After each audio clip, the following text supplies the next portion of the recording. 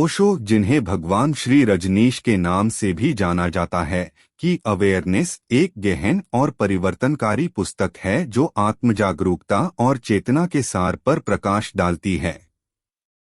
पूरे पाठ में ओशो मानव अस्तित्व की मौलिक प्रकृति की खोज करते हैं, मानव मन, भावनाओं और आध्यात्मिक विकास की क्षमता में अंतर्दृष्टि प्रदान करते हैं। सचेतनता और ध्यान के महत्व पर जोर देकर ओशो पाठकों को आत्मखोज और जागृति की यात्रा पर मार्गदर्शन करते हैं। पुस्तक की शुरुआत समकालीन समाज में आत्मजागरूकता के महत्व को संबोधित करते हुए की गई है, जिसमें इस बात पर प्रकाश डाला गया है कि कैसे आधुनिक व्यक्ति अक्सर बाहरी दुनिया की उलझनों में खोए रहते हैं। ओशो बताते हैं कि सच्ची जागरूकता केवल अंदर की ओर मुड़कर और अपने भीतर से जुड़कर ही प्राप्त की जा सकती है। वह पाठकों को उनकी मान्यताओं, कंडीशनिंग और सामाजिक मानदंडों पर सवाल उठाने की चुनौती देता है और उन्हें सामूहिक सोच के बंधनों से मुक्त होने के लिए प्रोत्साहित करता है। इसके बाद ओशो मन की प्रकृति और उसकी निरंतर बातचीत पर प्रकाश डालते हैं। वह मन को विचारों और राय के एक निरंतर स्रोत के रूप में पहचानता है, जो अक्सर अनावश्यक तनाव और चिंता पैदा करता है।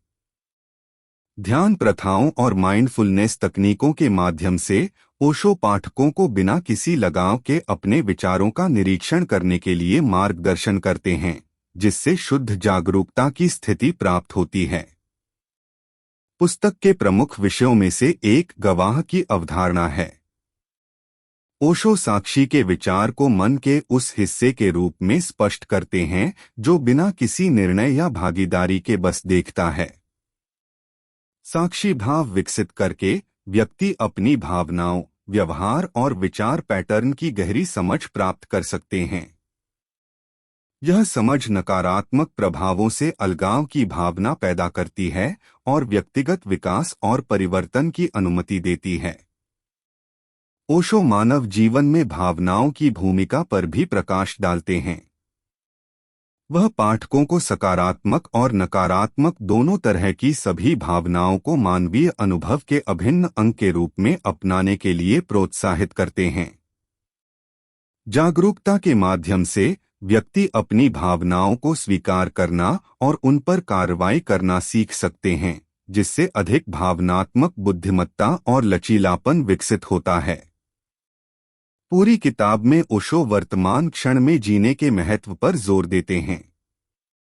उनका तर्क है कि अतीत और भविष्य केवल भ्रम हैं जो हमें जीवन का अनुभव करने से विचलित करते हैं।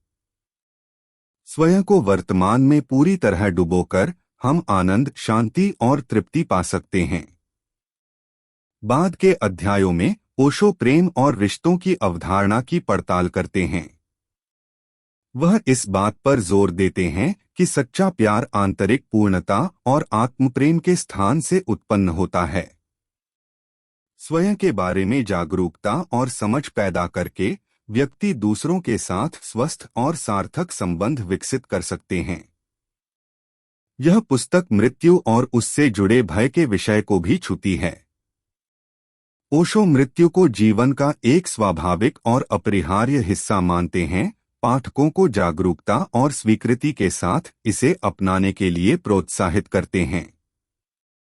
इसके अलावा ओशो एक गैर-हठधर्मी और सर्वसमावेशी दृष्टिकोण प्रस्तुत करते हुए आध्यात्मिकता के क्षेत्र में उतरते हैं। उन्होंने इस बात पर प्रकाश डाला कि आध्यात्मिक विकास एक व्यक्तिगत यात्रा है जो प्रत्येक व्यक्ति के लिए अद्वितीय है।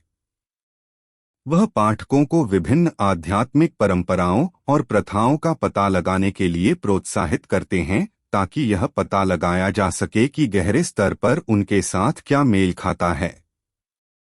पूरे जागरूकता के दौरान ओशो सामाजिक मानदंडों को चुनौती देते हैं और पाठकों को यथास्थिति पर सवाल उठाने के लिए प्रोत्साहित करते हैं। वह चेतना, स्वतंत्रता और प्रामाणिकता के साथ जीवन जीने की वकालत करते हैं। ओशो की शिक्षाएं पाठकों को समाज द्वारा लगाई गई सीमाओं से मुक्त होने और अपनी वास्तविक क्षमता की खोज करने के लिए प्रेरित करती हैं। निष्कर्षतः ओशो द्वारा लिखित जागरूकता, आत्मजागरूकता, चेतना और आध्यात्मिकता का गहन और व्यापक अन्वेषण है। व्यावहारिक अंतर्दृष्टि और ध्यान तकनीकों के माध्यम से ओशो पाठकों को अधिक पूर्ण और जागृत जीवन की ओर एक परिवर्तनकारी यात्रा पर मार्गदर्शन करते हैं। जागरूकता और सचेतनता को अपनाकर व्यक्ति सामाजिक कंडीशनिंग से मुक्त हो सकते हैं, अपनी भावनाओं को समझ सकते हैं और प्रामाणिक रिश्ते विकसित कर सकते हैं। यह पुस्तक व्यक्तिगत विकास, आध्यात्मिक अन्वेषण और स्वयं की गहरी समझ चाहने वाले किसी भी व्यक्ति के लिए एक शक्तिशाली उपकरण के रूप में कार्य करती है।